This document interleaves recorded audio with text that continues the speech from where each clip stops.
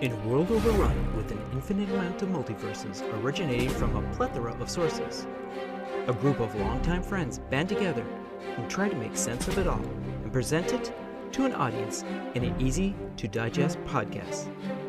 This is Geeking Off The Page. Greetings, geeks. Welcome to another episode of Geeking Off The Page. Troy and Gavin, they're not here, but I'm Mike. And I'm Trevor, and I'm sort of crossing my arms. But am I really? Wait, what? Was that supposed to be that pause for me? Was the pause? You paused for me? More on To that. be fair, Troy said he'd insert himself. Yeah. Power of the producer. Well, then I guess that makes me Troy, and more from me later. Gavin. Who knows? Well, but I mean, he's in the middle of nowhere in BC, so you know, he saw orcas. He posted pictures of orcas, so you know he gets a pass for that. Did he? Yeah, orcas are cool. Anyways, so what you been doing this week, Mike? Watching Knight Rider. What have you been doing, Trevor? Not watching Knight Rider. Watching other stuff that I both loved and regretted. Lots of regret. Yeah. So I'm gonna let you go start first. That way I can, at least organize my thoughts. Yeah, I don't have much more to say than what I've said over the past couple of weeks. Watching Knight Rider, we're getting towards the end of season 1, and everybody's still on board. And this has passed my little experiment way better than I thought it would. I was expecting some cringe. I was expecting some regret. I was expecting to shame the little 8-year-old Mike, saying, how did you like this? But I'm loving it. And some episodes are hit and miss.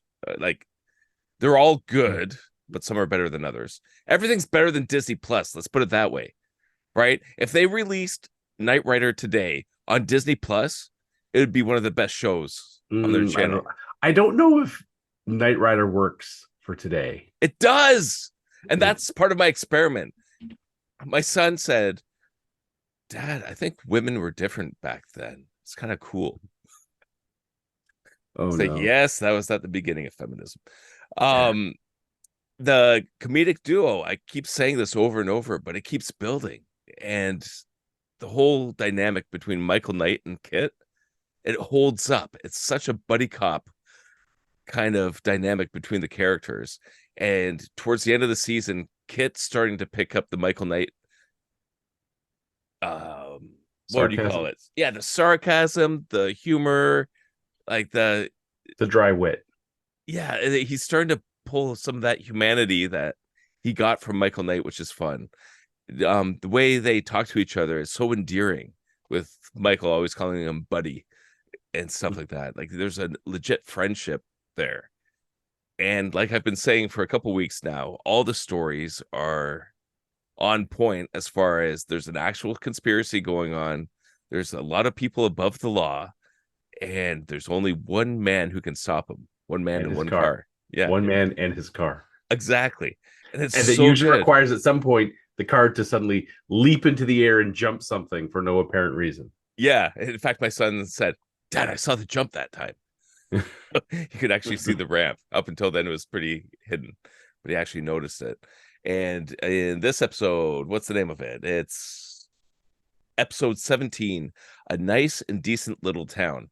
This is the one where Kit gets impounded and the cops are, trying to hoist him up, but he keeps backing up. And then the cops actually outsmart him, get him onto the actual, the full-on hydraulic lift and get him up in the air. His tires are spinning. So Kit's stranded. There's nothing he can do. Oh, no. Right. Yeah.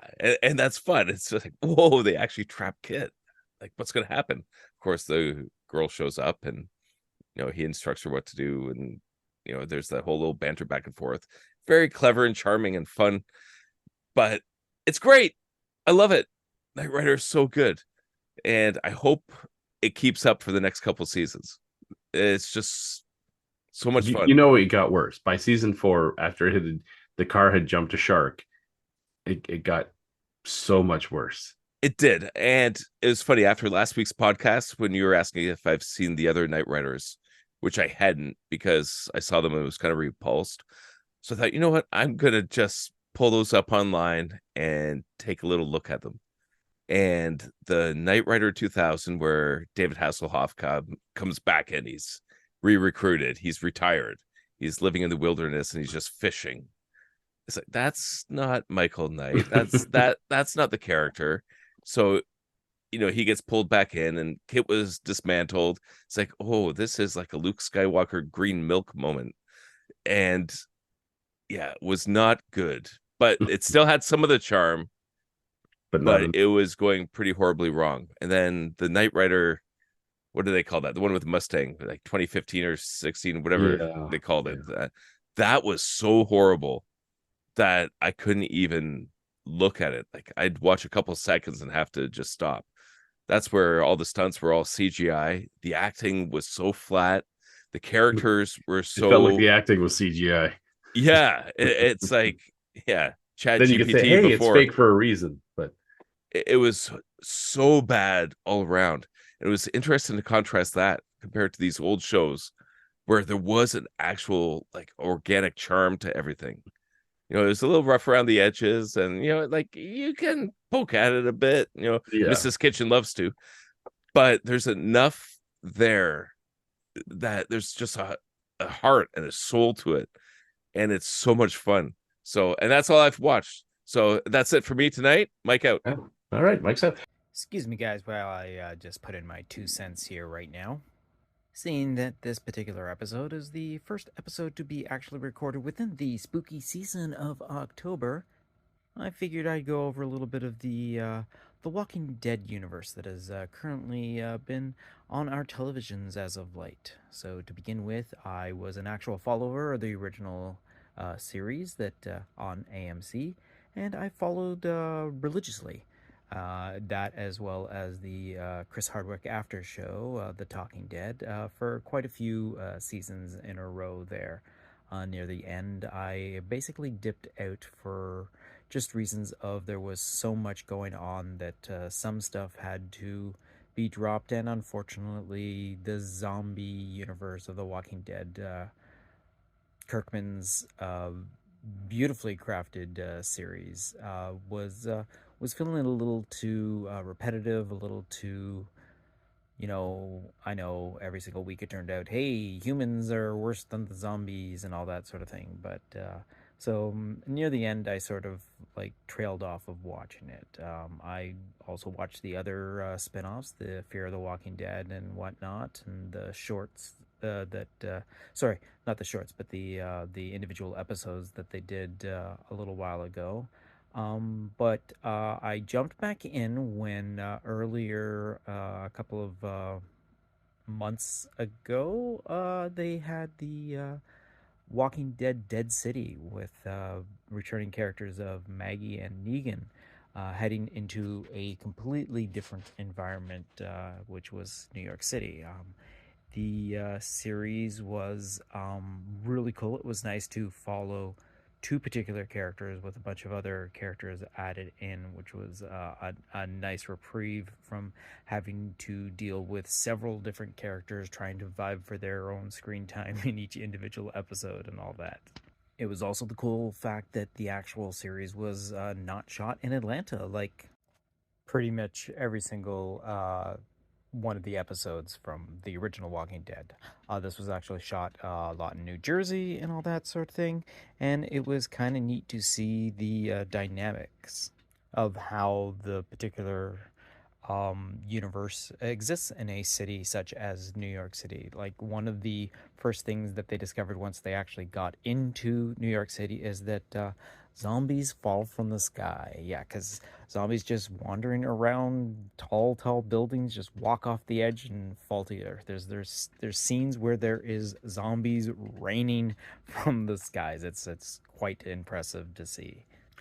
The series itself, again, follows Maggie as she is heading into New York City because her son Herschel, who is now currently 15, has been kidnapped by a former member of Negan's team, and it turns out it was basically one of Negan's most egregious sort of people, who is basically the torturer guy. And So she then ends up recruiting or basically forcing Negan to help her get her son back.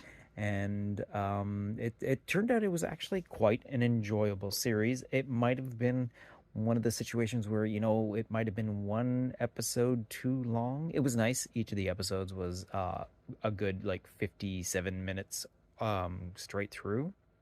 But it was just nice revisiting those characters again, seeing how much Maggie has changed from her initial introduction, and the same thing with Negan, how much he had changed as well. He was, but when the Maggie meets up with him in the series, he's on his own sort of lone wolf and cub sort of situation where he's escorting this young girl to get her to a safe location. Now, the other series that had just recently started up, I believe the 4th episode at this time is what has aired, and it is the Daryl Dixon series. Now, this one actually has an even nicer sort of situation to it because Daryl Dixon finds himself over in Paris. He basically shows up at the beginning of the episode tied to an overturned rowboat. He's tied to it, and it floats up. He's on the shore, and he ends up in, like, France and all that sort of thing. So it's kind of neat that it's a completely different environment, completely different, another completely different universe, but all in the Walking Dead universe. It is cool because it's actually shot in France. They actually went to France to shoot, so it was nice that we only have the one character now. We have some flashbacks to some of the other characters from the original Atlanta version of The Walking Dead, but this is all Daryl Dixon trying to make his way to get back to the United States however he can.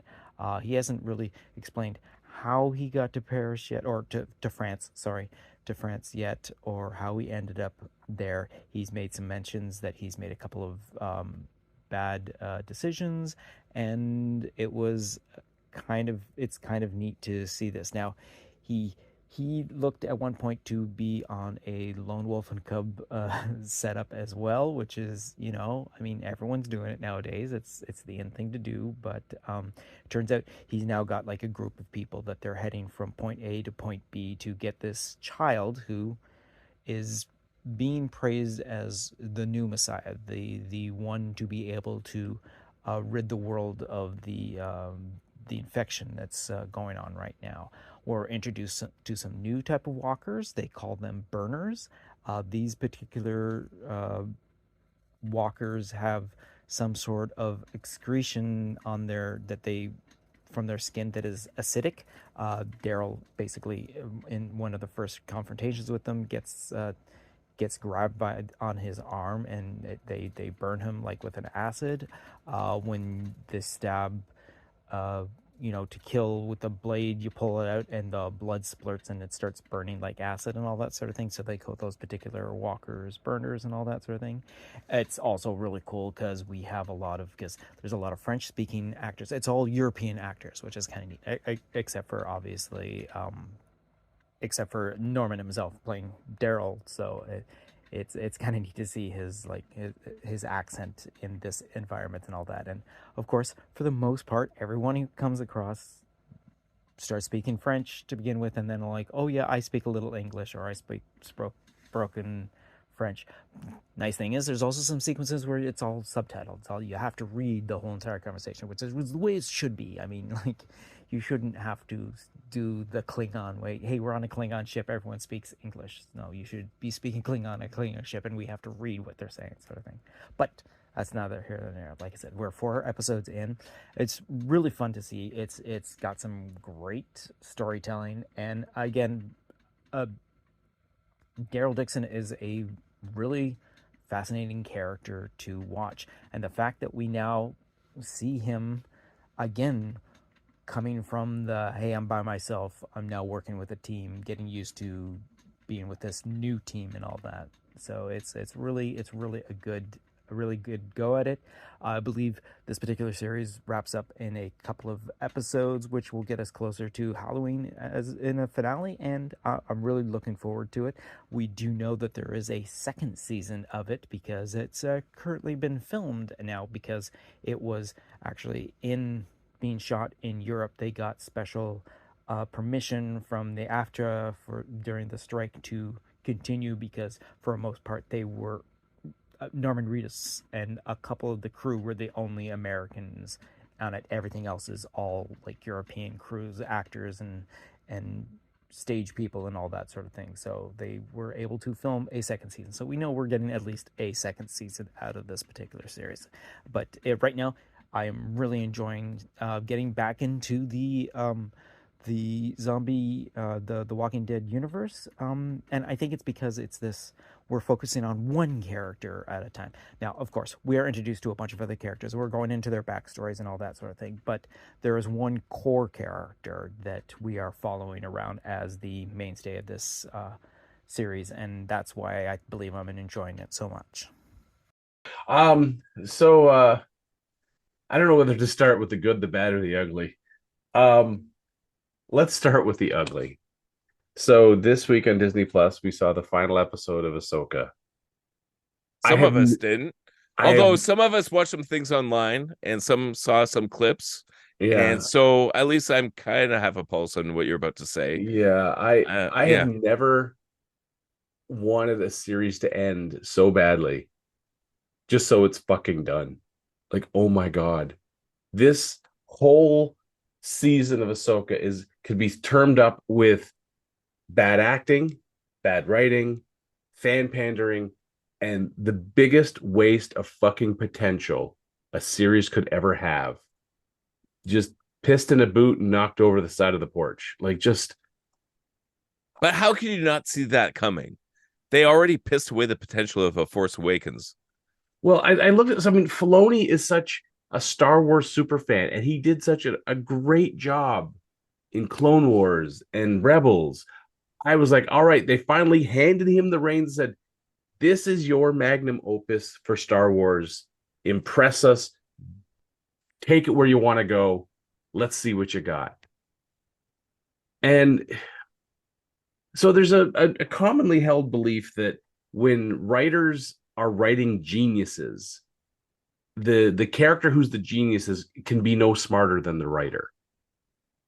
And so when Timothy Zahn came up with Grand Admiral Thrawn back long ago in those novels that are no longer considered canon but should be, Timothy Zahn must be like a Mensa fucking genius, and Dave Filoni is like a gibbering fucking idiot drooling into his own underwear, because Thrawn would be there'd be actions where he'd be like, oh no, the Jedi have regrouped. We need to take them out in their starship. Send 2 TIE fighters. 2. Fucking 2. And he says this, and they pull back to a long shot, and you see racks and racks and racks of fucking TIE fighters. Like, not like send them all. Send 2. Oh no, the guy we've been hunting the whole time, the guy who trapped me and my ship and my crew at like this other edge of the galaxy, we finally figured out where he is. Send us 1 squad to take him down. Oh, there's someone with him. Send a 2nd squad to. It's like, if this guy's such a tactical fucking genius, why is he making such rinky-dink military decisions that you'd expect a raw fucking recruit to make? Trevor, you just don't understand. And the thing's like, hey, maybe we should lift the Star Destroyer further up in orbit so that the Jedi can't leap up into it. They can't make that leap. Or the big, like, giant hyperspace cock ring. Let's put those together in orbit where the Jedi, because their ship's damaged, can't fly up there and screw it up for us. Why not? No. We're going to stay nice and low where the Jedi can get up on the tower and leap into the ship and cause havoc that way. It was just like, every time let's slow things down. Let's give the Jedi a chance to like fight back and defeat these forces. Like the 2 TIE fighter get taken out when Sabine takes the Jedi ship up in the air and rams them. Fucking rams them. If you had put 4 TIE fighters into this, while she's ramming 2, the other 2 could have shot her the fuck down. As it was, she crashed anyway. So they could have spun back around and finished the job. But no. Send 2 TIE fighters. It's like, it's like he was opening up his little granny purse and pulling out 2 pennies. That's all we have to spare for dinner tonight, folks. And the acting. I mean, Thrawn comes across as like Elon Musk painted Smurf fucking blue. He's got this. I mean, you're gonna put all this money into it. If Thrawn is he's a grand admiral, you'd think he'd have a good tailor. But his suit looked like it was made for someone of a different stature, and it's just like it pinches in weird places, and he looks very uncomfortable wearing it. The guy's the grand admiral. You'd think he could afford a good tailor, or there'd be someone on ship who maybe could use a needle and thread and maybe do some alterations. How long has he been in the other galaxy far 10 away? years. It's been 10 years. Maybe it's been a little bit of a couch potato. Maybe it doesn't. I don't know, but I know a lot of people online have been chirping the posture and everything, comparing the idealized version of Thrawn compared to he doesn't come across as the tactical genius that we were given in Zahn's series. Even when he was hinted at in Rebels, he was calculating, intelligent. He would study his opponents and take them apart in ways that they just couldn't figure out how he seemed to be so many steps ahead. This guy seemed like, just came off the couch eating Cheetos, put on the ill-fitting uniform and went, what's that? We have potentially 2 Jedi and a Padawan are attacking us. Send 2 TIE fighters. And that's all. And you don't want to hold up those 2 fingers because the other fingers are like covered in Cheeto dust or something. It was just like, oh my God. And as I said, like the acting, like Asoka, I don't know what happened with Rosario Dawson. She was directed by a bunch of idiots, is what happened. But she's a great actress. 90% of the time, she's just crossing her arms. Not crossing, laying one arm atop the other, looking all wise and serene, like she's trying to remember if she left the gas on, like left her gas oven on at home, and then says some pithy, quasi-intelligent thing to make her seem all serene and wise. The whole time you're like, oh my God. And then watching her fight, like, did they not have a fight coordinator on set who was like, hey, maybe we should, if she's not physically capable of doing some of these like cool moves, then make the moves she can do, make them look natural, make them look good. Instead, she moves like she's like made of molasses. All her motions are really slow. Like Rosario Dawson is 44, so she's 6 years younger than I am. But when they put her against the what's her name? Hold on, I'll find it here. The Shih Tzu? Yeah, the Sith witch. Elsbeth. When they put her up against her, now she is the daughter of the guy Bruce Lee trained. I can't think of her dad's name. Dan Inisanto. She is in her. How old is she? Doesn't say. Wow, she's really gone to great lengths to hide her age. Anyways, she moves like fucking mercury, like liquid silver around Rosario Dawson. It's embarrassing. So Dawson's like, meanwhile, she's just like blurring around her. The only good thing in this whole goddamn series, Ray Stevenson, and unfortunately he passed away. That was about it. I heard he didn't even really do anything. I've heard lots of praise for his performance. He had 2 fights, but it was the way that he. Did he die in the last one? No. He just went off and had a moment where he stared at a mountain. I don't know why. Okay. No one knows why. This whole fucking series is, I don't know why. They could have. I mean, after watching this episode, I basically rewrote the 8 episodes in my head. And I'm like, how would if someone said, hey, we got this series we want to do, it's kind of like Rebel season 5. We kind of want to tail this into, connect it to the rest of the movies, the rest of the shows, and make it a good way. And the first thing I thought is, all right, take the last episode, make it the first episode. Make it Ezra, comes screaming through on a space whale and says, Thrawn's coming.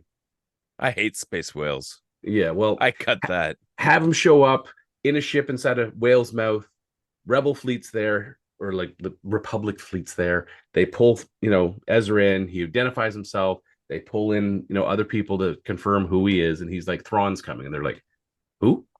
And like the Grand Admiral Thrawn, they're like, oh, he's dead. It's like, no, he's coming. I have been stuck in another galaxy after trapping him there for the last 10 years. He's coming. And they're like, we can take him. And it's like, you don't understand. He met other races there. He has a fleet of ships. And when he shows up, you have hundreds of Star Destroyers that are based off his Star Destroyer that another culture in the other galaxy developed. So now the Republic. Just to be clear, this is your idea, not this Disney is my Plus. idea. Okay. So now because this actually sounds fun.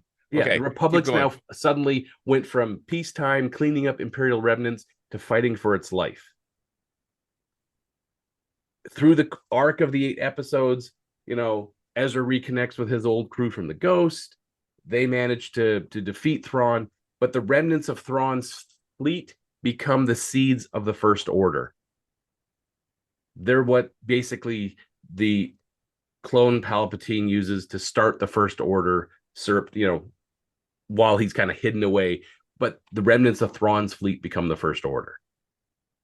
They're just a small, group off to the side that slowly grow in power. So by the time we get to the Force Awakens, they are a true power, and then they take down the Republic and yada yada yada. That's what this series could have done. Instead, it was just fucking terrible. Like, now Filoni wrote all the episodes. He can't write dialogue. He really can't, and it shows. I wonder how much interference he's had with the whole Lucasfilm story room and Kathleen Kennedy and all that. I don't know, but I'd like to try and give him some credit and say that he was sabotaged. I would but too, maybe he's just a corporate man who's just doing the thing, and he's caught up in the whole. They politics. wasted Hayden Christensen as doing Darth Vader. I heard there's a Force ghost. Is that right? Oh God, yes. All throughout there's a whole sequence where, as she's dying and drowning, he visits her in the Force, and then is that when Ahsoka's like drowning for like 10 days? Yeah, and then at the end of the last episode, as Ahsoka crew are kind of like, oh, they're stuck on the planet because Ezra got on the ship and is back in the regular galaxy, and they're still in this one. It pulls back, and there's Anakin's Force ghost kind of smiling at him, like, why? I don't understand why you're smiling at him. This doesn't make any fucking sense. Anyways, they're trying to obviously set it up for another season, which I don't know if I could sit through. This was so fucking terrible. I couldn't get through a single episode, and I got tired after like a minute of clips, and I'm just like, it was horrendous. I have a couple points to add, though. Okay, so we were talking about the bad fight sequences, and the thing is, if we're going to stay within Star Wars canon, the palette of what Star Wars is, you look at the original Star Wars, that wasn't exactly a great fight sequence between Obi-Wan and Darth Vader. Right. Well, because you've got Obi-Wan was an old man. Vader was fighting basically an obsolete robot suit that he was wearing.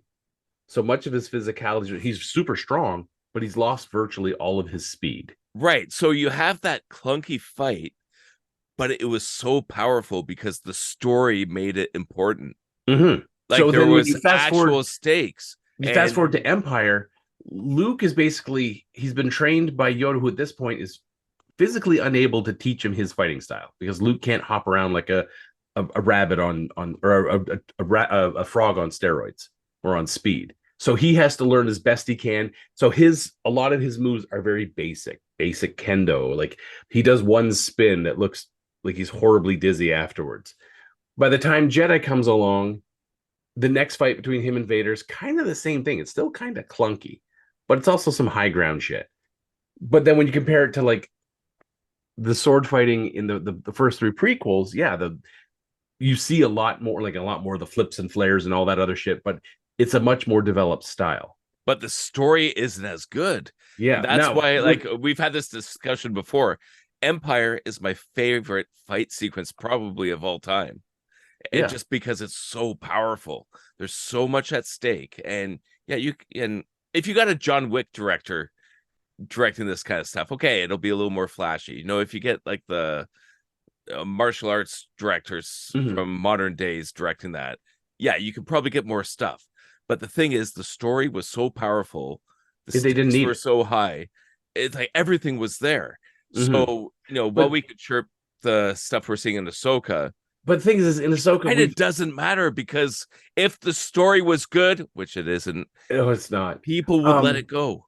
But the thing is if the story's not going to be that strong, then the I mean, look at you go online, look at how many people are like giving like sword tutorials with lightsabers, like, ooh, two guys fighting with lightsabers out in the snow. It looks awesome. It's just you got, so I know people are saying, well, Ahsoka, she's not a full Jedi. She was, Anakin, who was considered one of the best lightsaber combat like lightsaber fighters at the time, was her master. He taught her. She broke away from the Jedi when they falsely accused her.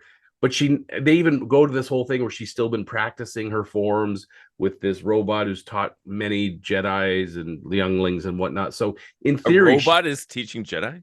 Yeah, he teaches them basically the basic forms, and he teaches them how to assemble a lightsaber. He's been doing it for thousands of years. That's her companion. The only good side is it's voiced by David Tennant.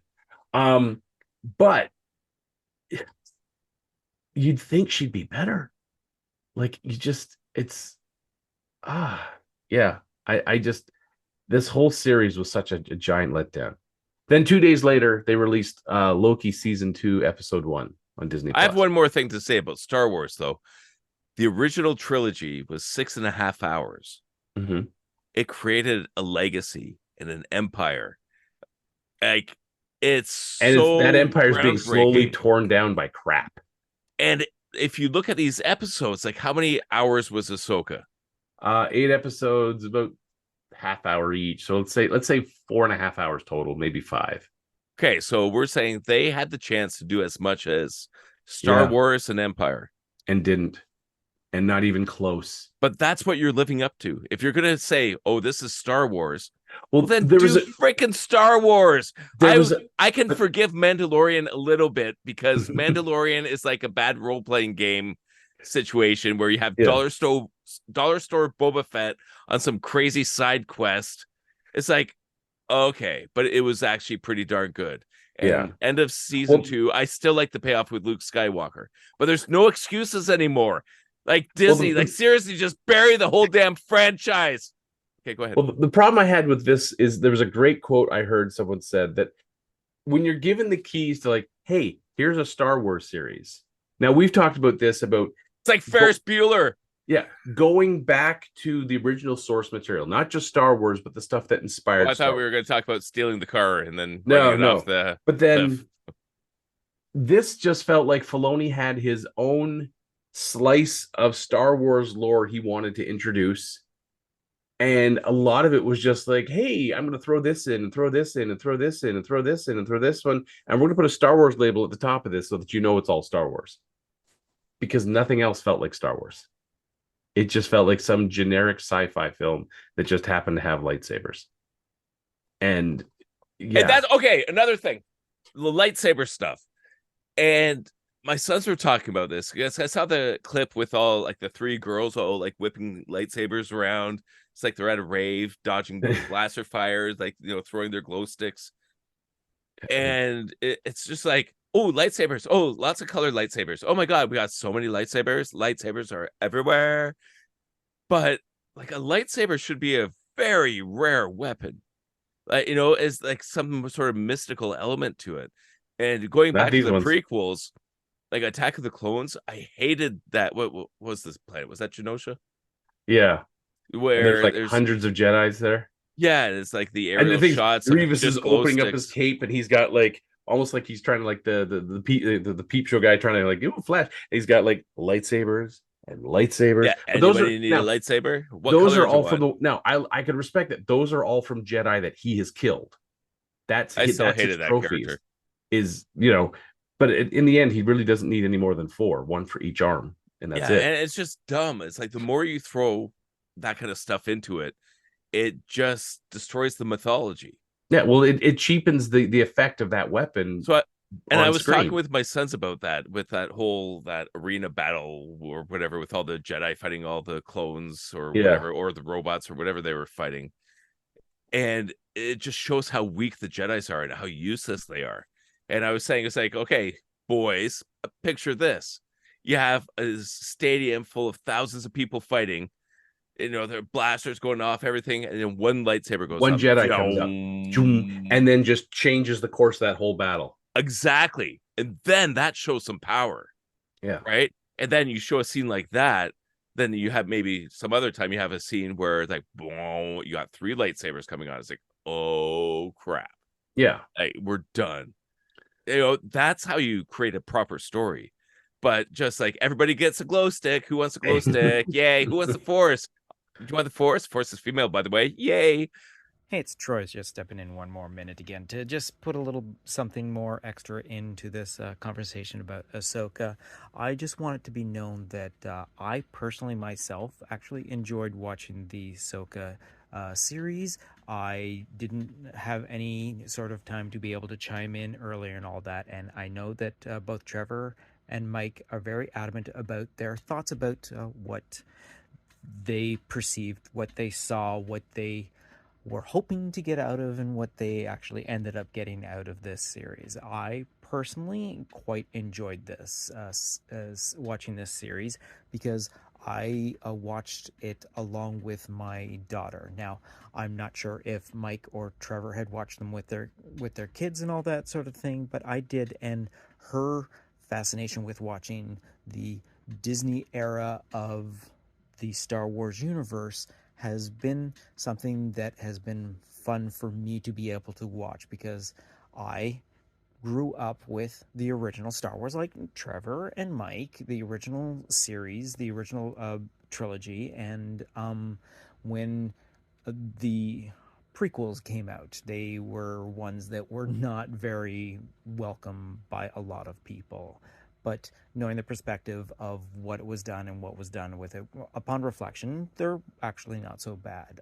The Star Wars universe that exists in the Disney is definitely not the original Lucas trilogy of Fox. It is not the Lucas prequels. It's its own new entity, and it's something that is not meant for everybody. And there are bits and pieces of everything that has been in Disney that everyone has to admit there is something in every single series that they have.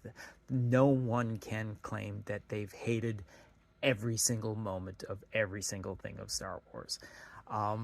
You will like Solo. You will like Rogue One. You will like The Rise of Skywalker. You will like The Last Jedi. You will like Mandalorian, The Book of Boba Fett, and so forth and so on. But I am really getting a kick out of seeing Star Wars the way it's being presented to us now, into a way that allows everyone to enjoy it. And you're not spending $15 to go see this in a theater every single time an episode comes out. I mean, it is definitely not what we were hoping it would be, but what it has become, I don't know if you want to say if I've settled for this, as this is what we're going to get of Star Wars, but I am enjoying it because my daughter is enjoying it as well. So I think the fact that I can sit down and turn on anything Star Wars and know that I'm going to enjoy it because my daughter is enjoying it and all that. So I believe that's what Star Wars has become for me. Now, again, I do not feel that Trevor and Mike's position on how they feel about what Star Wars has become is wrong. To them, it is wrong. To me, I'm enjoying it. So to me, it's not wrong. But could it be better? Yes. Could it be worse? Oh, it definitely could be. So, I mean, you take the good, you take the bad, you take them all, and then you have the Force be with you. I'm just Yeah. done with it. I'm done. I tapped out. Okay, let's talk about something else. All right. So it's 2 days later. They first episode of season 2 of Loki showed up. So the last season is where they met up with He Who Remains, Kang, and the female. Before we go on too far for this, okay, let's do a quick little recap. Okay, Loki season 1. What did you think? It was good until the last episode. Okay. The second last episode was absolutely fucking amazing. They blew their budget of the entire series in that second to last episode. That's where you had the various Lokis, like the comic book Loki and the little kid Loki and all that. Blew the budget. And then they go to the last episode, which felt like it was everything takes place in like an office room because they had no budget for anything else. They put some green screen on the outside of the windows. They will do some effects there later. And it was a lot of Kang talking to the two Lokis because that's all they could afford. You know, they didn't even like move the camera much because they couldn't really afford to do new setups. And it ends with female Loki stabbing Kang and him thanking her and warning her that this is now going to make all the other Kangs show up. Millions of Kangs are coming. And I was thinking the same thing. I really did enjoy the first Loki series. And again, this is early Disney Plus. I didn't know what was going to come after. I thought this was like a fun way to bring the Tom Hiddleston Loki back after dying in Infinity War and giving him some like crazy caper adventure and to open up this whole idea of the multiverse. And it was fun. It was weird the whole way through. I was enjoying it. All the Easter eggs were great. Yeah. Like the little frog Thor stuck in a jar. Yeah, all like that kind of stuff was really fun. And I didn't know what to expect from it. And I didn't even mind the gender swap Loki, like the Enchantress. Just because Loki's such a weird character to begin with. It's like, yeah, of course he's going to fall in love with himself. Oh, he's gender swapped himself many times. Yeah. He's even had kids. As where a horse. He gave birth to them. Yeah, as well as a horse and God knows what else. So, but the thing is, when we got to that last episode, I was almost forgiving because I thought if this sets up the next phase and they do it well, I'm okay with this. I was let down. Remember, we did that Troy wanted us to do reacts. Yeah. Video. So I set up the GoPro and there's just no reaction the entire time. And yeah, everyone's just like, it's just like, yeah, I guess that's the show. Okay. Yeah. But after everything that's come since then, I have zero faith in what Lucasfilm and Marvel and Disney Plus is doing. And my daughter really wants to watch this. And I think we're going to. But I think we're going to finish Knight Rider season 1 first. And then so I'm not going to get too deep into the episode other than the fact that so at the end of the last season, the female Loki, Sylvie, threw Loki through a time door before she killed Kang. Basically, get him out of the way so she could kill Kang. So Loki shows up in the TVA, and no one knows who he is. And Kang's face is everywhere, and he's like, "Where am I? Can't figure out where he is." In this episode, he realizes he's time. Well, it's told to him he's time slipping. He's going to the past and the future, and very painfully. Like his body goes in all different directions, and all connected with like little bits of skin, and then kind of like implodes onto itself. And then he shows up in the next area, and he realizes a lot of the Kang imagery is from the past. So at some point, everyone's minds were wiped in the TVA and all the Kang stuff was kind of covered up so that people didn't remember Kang. But now that Loki's showing up and showing, at one point he blasts open a wall and they see all of, Kang's faces in this big mural thing. And they're like, oh shit. So I guess he's right. The best part of this whole episode is Oberus, who is played by Short Round from Indiana Jones. And he's basically like Why wasn't he in the last Indiana Jones movie? We'll never know. I don't know. But anyway, so Short Round is Obi, is the short for Oberus. And if you don't know, Oberus is like, it's the snake that is swallowing itself. So it's the snake that's bit onto his own tail and is slowly swallowing itself. So he works in, repairs and advanced department. He's basically the quirky repair guy. He knows how to fix everything. He knows all the technology of the TVA. And he's like, oh, you can't time slip in the TVA. But he just did. Interesting. Maybe you can. I have to think about this now. So there's a bunch of little things that they do to kind of set up some of this. At one point, Loki tells Mobius, "You can't trust Miss Minutes. She was in Kang's office. She knows all about Kang, so you can't trust her." And he's like, "But we kind of need her." And he's like, "No, you can't trust her." So yeah, so it's the first episode kind of sets up what's going to be happening in the next 5 episodes. I like this episode, mainly because of Obi, but we'll see how it goes. So it's just one episode so far. Just one. The next episode's How would you rate it? Like if you're going to compare it, what's it comparable to? Like highs and lows, like it's definitely, this is a lot of, so last season on Loki and try to catching you up and then trying to set up something to make the rest of the episodes happen. So it's a great setup episode, like the whole time slipping and how they cure Loki of the time slipping, but now try to deal with the ramifications of the knowledge that he's gained from going to both the past and the future. So yeah, I would rate this a solid 7 out of 10. And what would it be comparable to? Like, what would be better than this as far as, say, Disney Plus? Or like Disney Plus Marvel? Right now, it's too early to tell.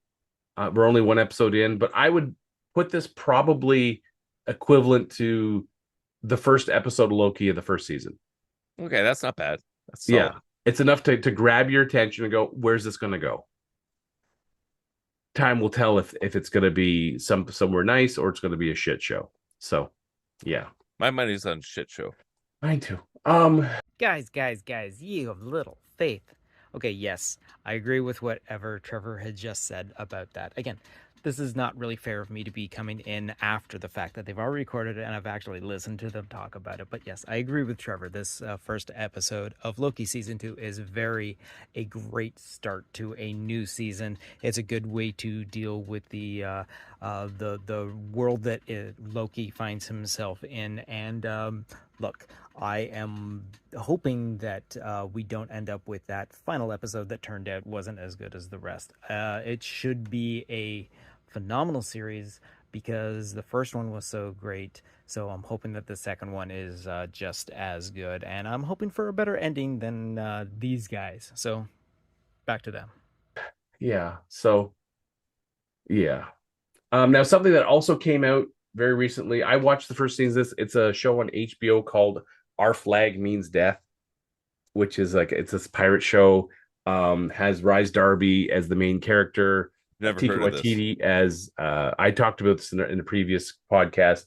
Taika Waititi is Blackbeard, Edward Teach, and it's about this wealthy Englishman who wants to be a pirate, really wants to be a pirate. He's not really suited to be a pirate, but by throwing scads of money at it and leaving his family, he becomes a pirate, or at least he tries to. It is a hilarious show, like beyond hilarious show. And they've started the second season, and they are a couple episodes out of the second season so far. Now I'm holding off from really getting deep into it and watching. I just watched the first 3 minutes of the first episode and realized, no, I got to stop because my wife loved the first season. We're going to watch this together. But 3 minutes was enough to hook me back in and be like, yeah, I got to watch this again. I really do. I just, the hooks are set. I'm like, we got to watch this now. But we also have to finish off Only Murders in the Building. We're on the last episode of this season. So once we finish that, then we can jump into Our Flag Means Death.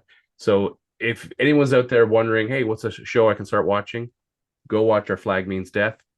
Watch the first season, and then you got 3 episodes of season 2 to kick into. Highly recommend it. Is this a family show or no? If they're a little older, yeah, maybe. Because there's some terms and language usage, but for the most part, it's good. But it's on HBO, so do expect some, not the usual broadcast network restrictions. Is it better than One Piece? It's like, honestly, that's like comparing Cars and Hamburgers. I mean, they do share the commonality of pirates, but it's a completely different animal. Like, how do Cars and Hamburgers share pirates? I don't know. They're both. You tell me. We both know. But yeah, it's not like, oh, there's apples and oranges. They're both fruit. No, it's you can't even. They're not even that close of comparison. It's completely different writing styles, completely different audience that they're going for. The only commonality is pirates. Okay, let's take two pirate shows I know and one I don't, because I haven't seen the Our Flag Means Death. So if you take One Piece, if you take Pirates of the Caribbean, and Our Flag Meets Death, or Means It Death. would go right in the middle. Okay. It doesn't take itself so crazy seriously like Pirates of the Caribbean, but it's not off the wall, wacky, fantastical like One Piece. Okay. So it slots nicely right in between. It does. Okay, gotcha. And every episode, there was no filler episodes in season 1. Not a single episode was a filler. Every episode was there for a reason. It had a definite message, and it built on the previous episodes to get you to the next episode. So how does that compare to Asoka? I would liken it to the difference of looking down and finding $100 bill tucked underneath your shoe versus looking down and seeing a giant pile of steaming dog shit stuck on the toe of your shoe. That's the difference. One you want to reach down and grab, the other one you want to smear on your worst enemy because that shit's going to just stain. Got it. Understood. Yeah. Something else. Welcome to Wrexham. I've discussed on a previous podcast. This is the team, the Welsh team that Rob McElhenney and Ryan Reynolds bought and are running. And this is like a documentary series on FX and Hulu. And yeah, I've just been trying to keep up with it. They just recently started season 2. I have watched 2 episodes of season 2, and I think they're like 6 episodes in, so I'm falling behind, but I'm trying to find time, but it's not working. But it's still enjoyable. I like documentaries like this.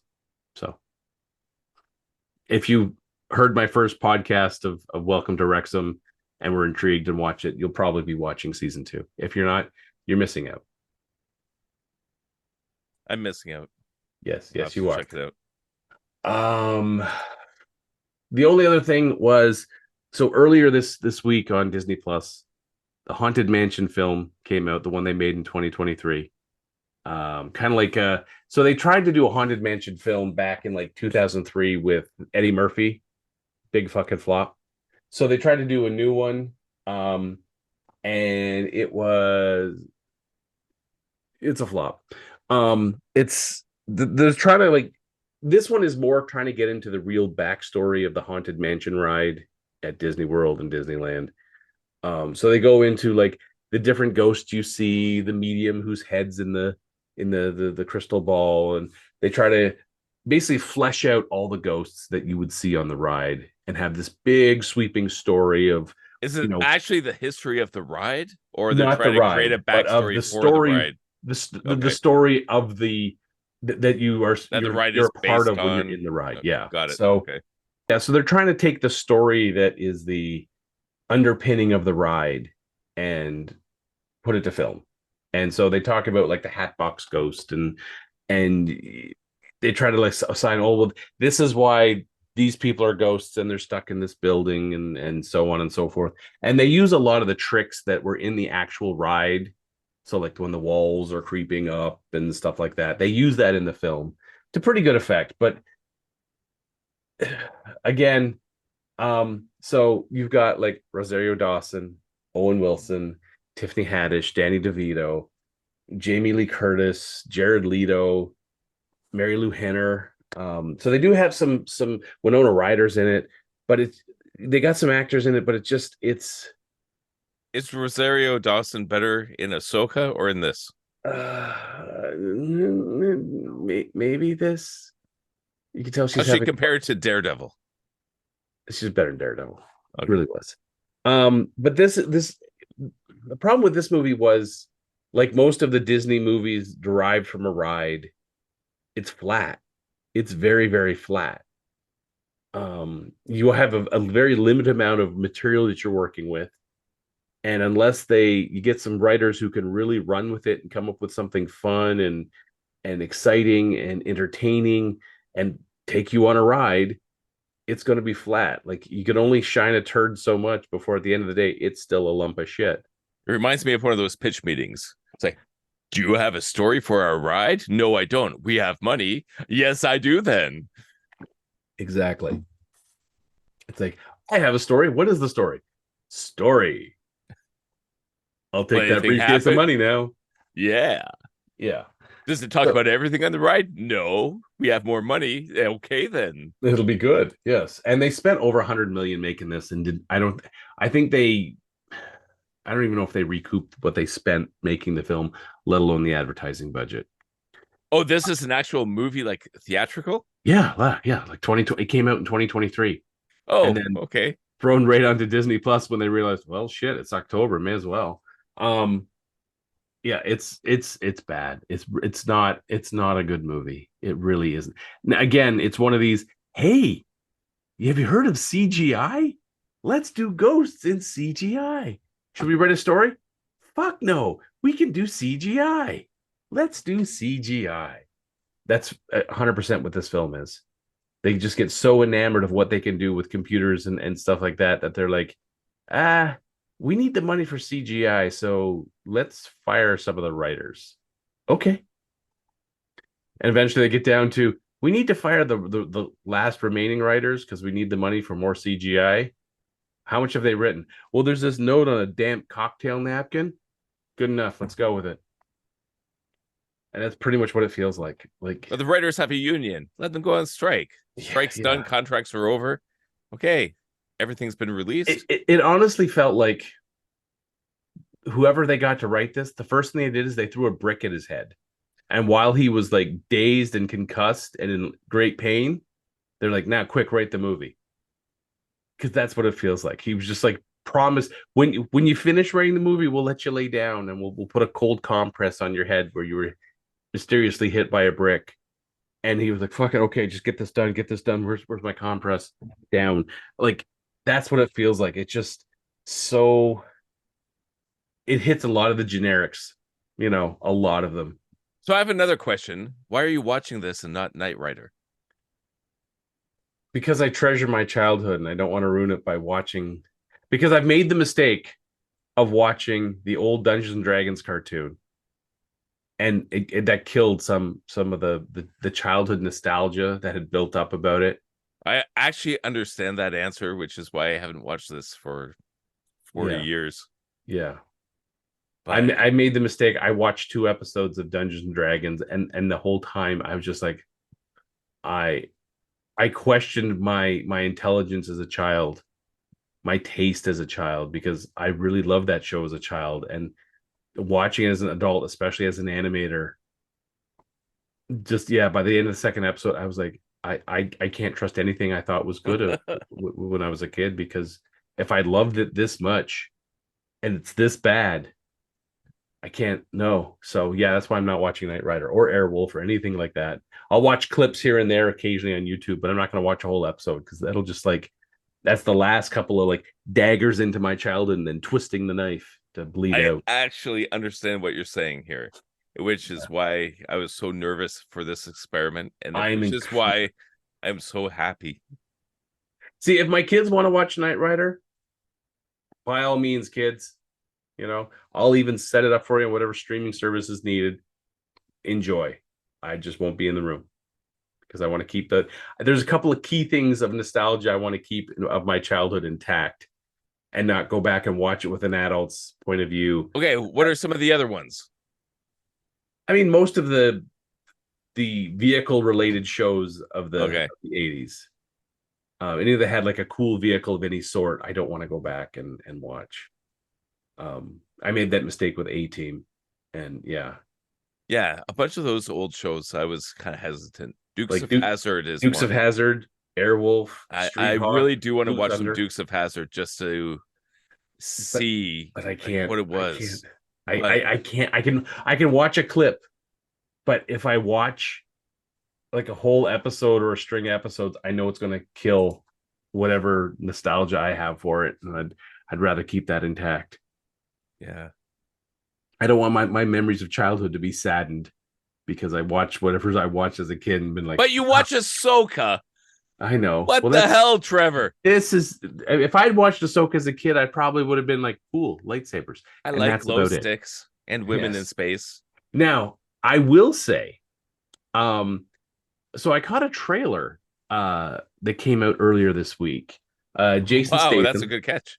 I know. Not a trailer. It was a Jason Statham Okay. upcoming film. And Mhm. at this point, I was like, was it going to be the Expendables 900 or something stupid? No, Statham had a great career of doing quick little action films. Mhm. Nothing, out of the ordinary, nothing that's going to be like, oh, hand that man an Oscar, but just entertaining. You turn your brain off for 90 minutes to 2 hours, enjoy the string of violence, and Yeah. Great action hero actor. yeah, like when he like Lock, Stock, and Two Smoking Barrels, Snatch, where he was more of a bit actor. But when he became more of a mainstream actor, we got like The Transporter or hold on, I'm just gonna pull up a list here. Crank was another one. The Bank Job, Grant High Voltage, The Mechanic, a lot of those sorts of like just little quick get a movie out. There's some fun action, some martial arts, some gunplay. Pretty much all you needed. And then he got nailed into the Fast and Furious garbage and kept churning that shit out. And then the Expendables and kept churning that shit out. So anyways, this movie that's coming out in 2024 is called The Beekeeper. And it starts with him. You see him in a full bee outfit, and he's like trimming a honeycomb, and he's putting it back in the hive. And you're like, oh, it's about a beekeeper. Okay. And Fasila Rashad is like his neighbor. And, he gives her some honey, and she's very happy and whatnot. And then she gets scammed out of all of her money by some, one of these slick online hustlers, tell her her computer's locked and takes her money away and whatnot. And she ends up committing suicide because she's penniless, she's retired, she commits suicide. And he's like, well, that's not right. So he finds out where this organization is, drives there, and and they're like, well, who are you? And he's like, oh, I'm the beekeeper. And then you find out there's a difference between being a beekeeper and a beekeeper. Beekeepers was a special government program that basically they're there to provide stability for governments and whatnot and businesses. So they're like the beekeepers. They're the ones who keep the hive harmonious and working. Turns out he's walking death, because then he just goes absolute ape shit on these people. And in just the quick clips they show in the trailer, I want to see this film. This is a return to the Statham action films of old. There doesn't need to be a sequel. We don't need a whole lot of story. You just watch Statham basically wreck people's shit in horrible ways. Like when he takes a guy's hand and just runs him through the bandsaw. Guy has no fingers. And the guy's on the phone saying, he cut off my fingers. Then he like punches him, wraps him in a strap, hooks at the end of his truck, fires the truck off a half-made bridge, and that guy just gets dragged along the concrete along with it. I'm sold. That's good enough for me. And for me, the funniest part is you got a bunch of FBI guys in tactical gear, and they're like, they're going to come up front, and he walks up and he says, thought I'd save the EMT, the trouble, and then proceeds to just destroy this FBI response team. I'm sold. I'll go see that film. This is Statham of old. So yeah, came across that trailer, watched it, and the whole time I'm just big smile on my face. I don't need to think through this film. I just need to sit back, have some popcorn, and enjoy the action. So I'm gonna have to check out that trailer. Have you seen the one for Silent Night? Yes. That old one was also very nice. That was fun. And this is kind of like Die Hard meets The Punisher. Very much so. I think it could be a Christmas classic. I hope so. Did you know that Violent Night, the Santa Claus taking out the terrorists, got a sequel? I didn't know that. No, it has a sequel coming, so I love that idea. So yeah, but Silent Night, directed by John Woo and by the production team of John Wick, it should be fun. Oh yeah, and I am all set up for it. I really want to see it. So yeah, It's a Christmas miracle. it is. There's some great films coming out that don't have to be incredibly cerebral, but just there for entertainment. So yeah, I'm kind of glad that's coming back. me too. Whole superhero genre thing was great when it was at its peak, but the moment it became corporatized, same with all like the Disney Star Wars stuff, it became so corporatized where they're just trying to take money out of your wallet. That's all they Yeah. care about. They don't care about entertaining you. They're just trying to grab you with the nostalgia of the whatever properties they've bought. Like, hey, Yep. look, kids, we own this. Come see this, and let's just take the money out of your wallet while Yeah. you sit there and be disappointed. We have all the glow sticks. Wait, are those lightsabers? I don't know. That's not the lightsaber I remember. We have all the superheroes. Wait, that's not the stuff from like 50 years ago when it was actually cool. This is all the new revamp stuff. Like, what are you doing? It's like, it doesn't matter. It's got the logo. We bought the property. Yeah, Buy it. It's like, I'm not buying it. So one of the groups I'm on in Facebook with, they had this. They had asked a question of, zombie apocalypse.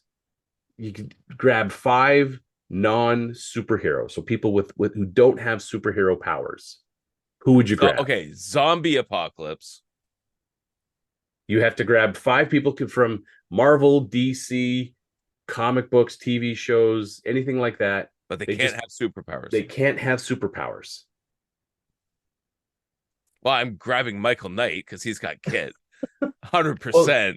Well, you wouldn't be. So you could grab Tony Stark, but you couldn't grab Iron Man. So he's not going to have his Iron Man suit, but you'll have the genius of Tony Stark. But you couldn't grab Wolverine because he's got powers. He's got powers. So who do you grab? I would definitely grab Michael Knight and his car. Well, that's just it. You could grab Michael Knight. You could grab Michael Knight, but you can't grab his car. Damn it. So I said for my 5, Captain America, Batman. Okay, but Captain America has superpowers. No, he doesn't. Yeah, he does. He has the super serum. He'd have to be like Steve Rogers before human. If you look at the Wikipedia entry for the comic book version, not the MCU version, the comic book version of Captain America, the super soldier formula simply pushes him to the peak of human perfection. But he's not superhuman. That they make that right out. Like he possesses no superpowers. The super soldier formula gives him enhances his body's speed, strength, agility, endurance, reaction time, natural healing to the peak of human physical perfection. What about Daredevil? Daredevil has superpowers. Why? He's a blind guy. No, but his echo sense is actually considered a superpower because it goes well beyond what humans can do. So I said I grabbed Captain America because I need someone for hand-to-hand. Batman, hand-to-hand, also he's a genius. Deadshot because his accuracy is not superhuman. It's trained. Hawkeye, his accuracy with a bow That's a good one. And then Tony Stark, because I need his inventive genius. You just want his money. You just love him for his money. Yeah, but the thing is you take him to like... you know what? I'll take a Tony Stark too. You take him to Home Depot and he can build you shit that's going to hold off the vampire or the zombie hordes. So between him and Batman, that's covered. They can make a gun for Deadshot. They can make a bow for Hawkeye. And it has to be Marvel DC characters. No, it can be... Okay, Doc Brown. I'm getting Doc Brown because then I can time travel and avoid the whole zombie apocalypse. All right, so here's the thing. I'm taking Frank Castle because I want a guy with guns. I want someone accurate with guns. Frank Castle's accurate, but there are characters out there who are more accurate with pistols. I don't care. He's going to kill the right people. So I know I'm not going to get friendly here's fire the idea. from Frank Castle. So you have to give a team of 5 characters that have no super abilities that can help you survive. I at 3 because I'm taking Tony Stark. Can help you survive 50,000 Walking Dead zombies. Okay. The characters must be human with no superpowers. The characters can be from Marvel, DC, TMNT, Image, movies, video games, etc. That's the only criteria. Okay, I got 3 on my team.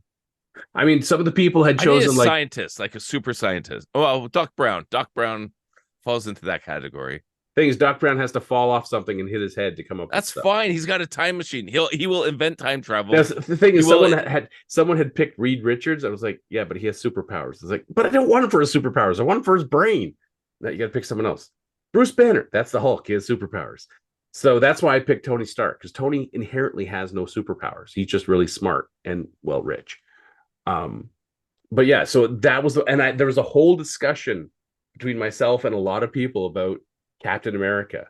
And so it was, well, it's the super soldier formula. Like what It they got is. what It they got in is. the Falcon and the Winter Soldier. I'm like, let's back it up there. In the comic book version, the US agent got his superpowers from the power broker, not Sharon Carter, who used a process to would augment people to give them superhuman strength. In a fight between US agent and Cap, Chuck Norris is on my team. but is They're done. Chuck Norris wins. Okay, sorry. Yeah, I'd thought about that too, but you know, the Chuck Norris facts version of Chuck Norris has superpowers. He's got them all. Not more than Captain America. Come on. Oh, he's got them all. He's got some plot armor, but he's hundreds of plot armor. But yeah, so it was interesting to try to come up with. I mean, some people picked like 5 people from The Walking Dead, saying, "Hey, they killed 50,000 anyway." Yeah, and some people were like, "Well, then I picked Casey Jones from TMNT. He's good in a fight." And it was just a matter from when I picked my team, I wanted people who were good in hand to hand, people who were good with ranged weapons, and I needed someone smart enough to build all this shit. So, because the thing is, yeah, Batman's smart, but does he build his own equipment, or does he like? he funds it. Yeah, he funds the it, technology. but I don't think he's the one like molding the Kevlar that goes on to like his chest armor. I don't think he's the one doing that. Whereas Tony Stark is. Tony Stark is building it himself. So yeah, that was my team, and it was a really interesting discussion about Captain Kirk. Captain Kirk's on my team. Okay, I've got my 5. You don't get the Enterprise though. I don't care. He's a tactical genius. Leadership skill 11. Is he going to do the Kirk kick at zombies? Yes. That's my team. But yeah, it's stuff like that is to me is interesting because you're like, all right. Because the thing is, some of the people arguing that like, oh no, Cap's superhuman. It's like because you've been watching the MCU. He is. He's not. He's enhanced. That's like, joining MMA and taking steroids. It's like, oh, I'm not juiced. It's like, yeah, you are, dude. That's why you can't compete. If you want to do it on your own time, that's fine. You want to do it as a superhero, fine. But you can't be a part of this competition when you're roided up. Sorry, Cap, you're out. No, he's fine. Roids are fine. It's when you cross that threshold into superhuman that he has powers. He doesn't have any powers. All of his abilities are trained.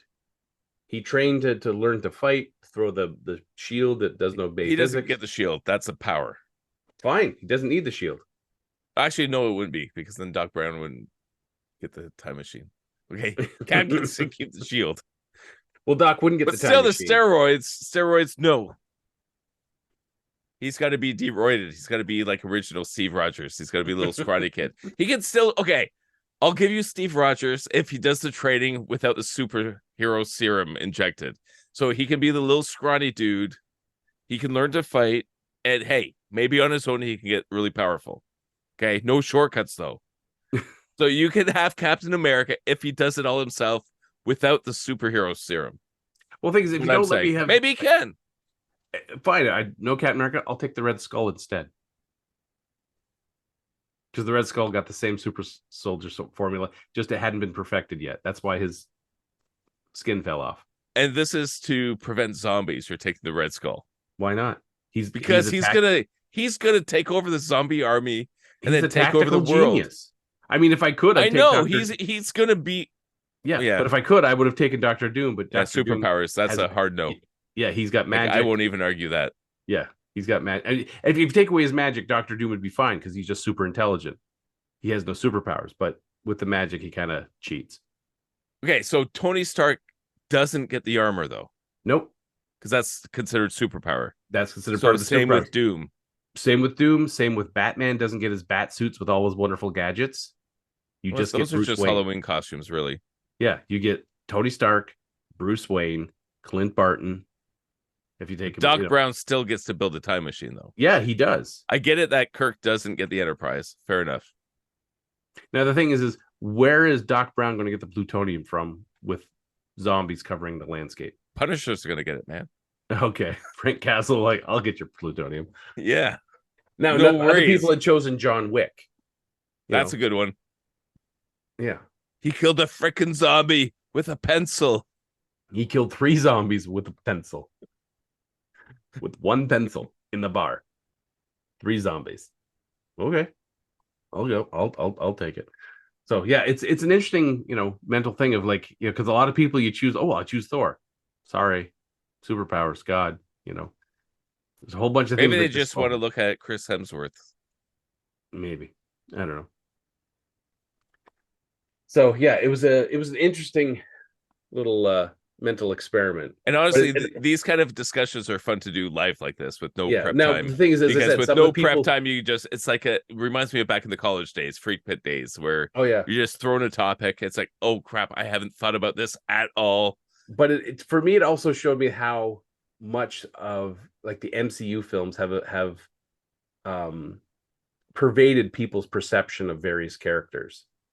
Because I'm sure that the person who was arguing hard that Captain America has superpowers, like all cap locks, like just crazy yelling, it's like, and he's like, first thing he says, you got to go watch the movies. He's got superpowers. Yeah, I will admit the MCU version of Cap has superpowers. He has to have super strength. For all the different feats he did, he has to have superpowers. And the Russo brothers have said they just looked at his Cap had powers. That's the only way they put it. That's why he can outrun everyone else and shit like that. But the comic book version, they very emphatically state he's not superhuman. He has no powers. He's just the peak of what a human could be. Yeah, just like that's Batman. True. I still can. Yeah, Batman is the peak. My perception was Batman is peak human. Mm-hmm. Lex Luthor is peak human. I always Lex Luthor is peak mentally. I don't think he's peak physically. Well, it depends on the comic book. There's ones where he gets all buff and he trains himself and all that kind of stuff. But Captain America, because of the superhero serum or the super soldier serum, I always pictured him being like, even though it's peak human, I always pictured it that one next level step beyond what anybody else could technically achieve. Like, yeah, maybe if you took steroids, you could. The only reason why that I knew that he doesn't possess superpowers, because you remember the handbook of the Marvel Universe? Oh yeah, that's where I remember it from as well. Yeah, and I remember the first time, because I was they all had the power categories. Yeah, and I was like, I was reading through Captain America. I'm like, sure as shit, they're going to finally say he's like superhuman, and they get to it, and he's like, nope, not superhuman. He could like lift press a maximum of roughly 800 pounds at the time. All the super soldier formula does, it breaks down the lactic acid that builds up in his muscles as fast as it is created, giving him near limitless endurance. But he still has to. No, it's just byproduct. You're gonna have a Captain America that gets really tired. Now, the thing is I mean, I read a lot of Captain America during the late 70s, 80s, 90s, and there was one where he got infected with a drug that basically made him psychotic, and they had to give him a full blood transfusion, which actually took the super soldier formula out of his system. Okay. And he was like, even with it out of his system, it was going to take months before he would lose some of the muscle tone that the super soldier formula gave him and stuff like that. They ended up being able to separate it out and put it back into him in his body, accept it without needing the Vita rays or whatever the fuck it was that he got blasted with. But I just remember in that handbook of the Marvel Universe, them very emphatically stating he has no superpowers. His ability to throw his shield comes from a lot of training. His combat abilities, his acrobatic abilities, that all comes from training. It's not like they injected in here's judo, whoop, here's karate, whoop. Damn, I don't get Neo. Yeah. No, you'd get Neo. He just kind of stand there like, plug me in, boys, plug me in. But yeah, I do remember that Marvel handbook, and I do remember all those power scale things. And I always thought it was interesting looking at the difference between, say, like Captain America to Daredevil, who's more enhanced, to Spider-Man, who is like super enhanced. Yeah, I think Spider-Man was like, his strength was like 10 tons, whereas like Venom was like 30 tons because of all the extra workout that Eddie Brock did and stuff like that. But and then people were like, well, now that I know who's stronger, I know who's going to win in a fight. I remember Stan Lee writing this whole long letter in the back of one of them saying, strength is not the determining factor in a fight. So just because one character is stronger than another does not mean that character will automatically win in a fight versus the other character. That's how Captain America was able to take down the Hulk at one point. How, Spider-Man was able to take down Thor, even though they're vastly different levels of strength. There's other factors that go into the fight. So, Yeah, that's what makes it fun. and Stan Lee even said how a human like Captain America could take down the Hulk. He even stated that Cap was human, not superhuman, human. And I look at it as he was kind of like the final authority on a lot of that stuff as the editor in chief. So if he says Cap wasn't superhuman, then Cap's not superhuman. That was my stance. And I was surprised actually the number of people after I put that suddenly changed sides. Like first they were all like, no, you can't have Cap, he's superhuman. And suddenly I put that in, they're like, oh. So they went to Wikipedia. Some people pulled out the Marvel handbook, like, oh, he's not superhuman. All right, you can have him. Vindicated. There you go. But again, I still think it's a little bit shady with the whole superhero. Well, but again, what got me was the first guy who was all pissed off. His first response was, "Go watch the movies."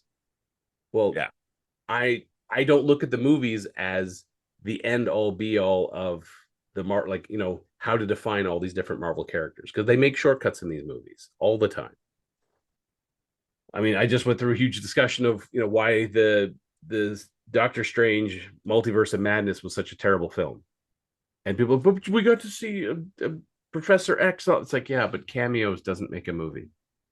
It really doesn't. Yeah, the more I look back to that one, it was just the joy of going to a movie again after all the COVID crazy. Me too. I was just like, yeah, I can finally go back to a theater and watch a movie. And I watched it. I was like, Sam Raimi's directing style and all that kind of stuff, and thinking that it's going to open up the next phase of Marvel. And so there was a lot of fun involved, but I never want to watch it again. And me either. As I said, I have rewritten that movie in my head to something much more palatable.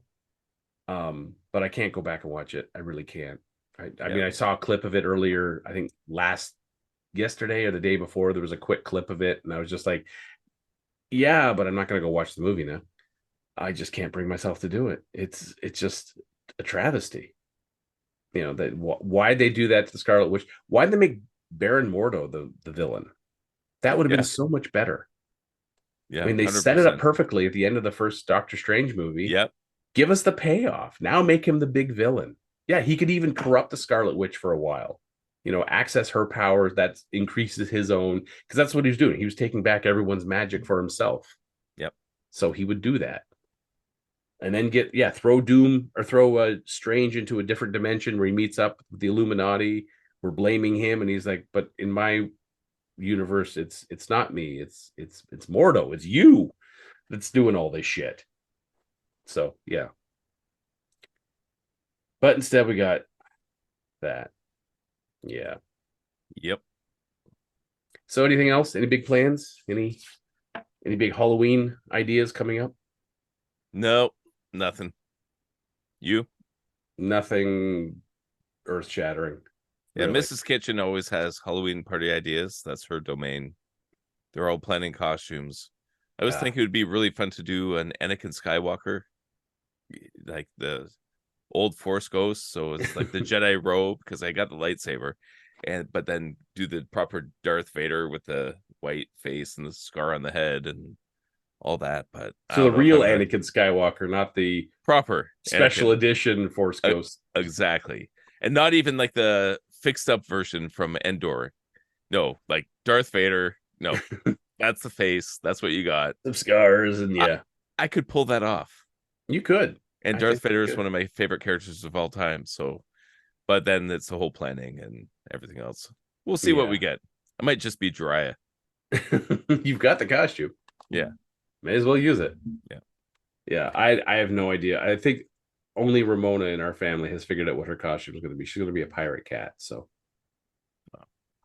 my daughter Raina, she just made this awesome Halloween costume from I forget the character's name in Demon Slayer. It's the butterfly girl, and she just created the whole thing from scratch. Looks amazing. Nice. My youngest son Zach, he's going to be a fifth gear Luffy. So and I haven't seen that episode yet, because my second youngest son Marcus, he doesn't want to watch it until he's watched everything in chronological order. So he's holding off. The other two boys have watched it, and I think I'm just going to do a sneak peek with them and let Marcus go to the other room and watch Fifth Gear Luffy. But that's the one that's supposed to be like this epic battle. It's like feature film quality animation, and it's inspired by the Warner Brothers Looney Tunes style animation, because Luffy in Fifth Gear apparently gets all the rubber powers, and he can turn other things rubber as well. So like it's all squash and stretch and absolute mayhem. He turns all white, so he's got like white hair and stuff. Apparently he can like grab lightning because he's rubber and it doesn't hurt him. Yeah, makes sense. He can turn like the ground into rubber. If you shoot something at him, he can, like just warp everything. So it sounds absolutely insane. I haven't seen it yet, but I really want to. But anyway, my youngest son is going to be Fifth Gear Luffy. Now you could go to Spirit Halloween, get yourself like an 80s style wig, big ass watch, leather jacket, black jeans, black shirt, Michael Knight. Just need a Pontiac. That might be just carry a little Pontiac Hot Wheels car in your hand. Hey kid. That'd be hilarious.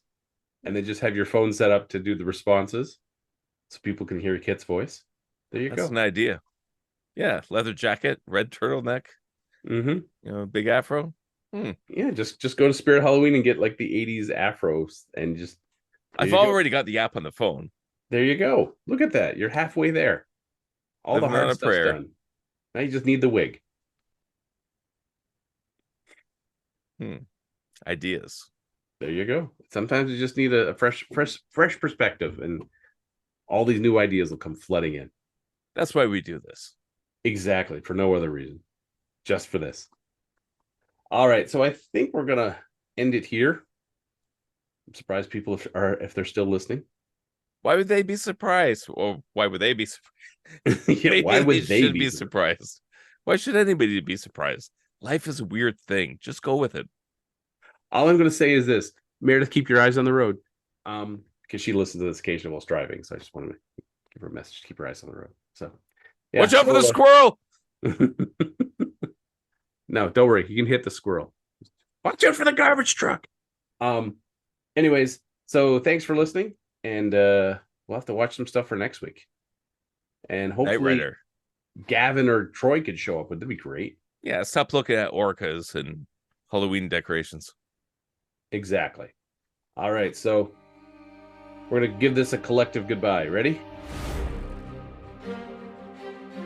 Collective goodbye. All right, good night, folks.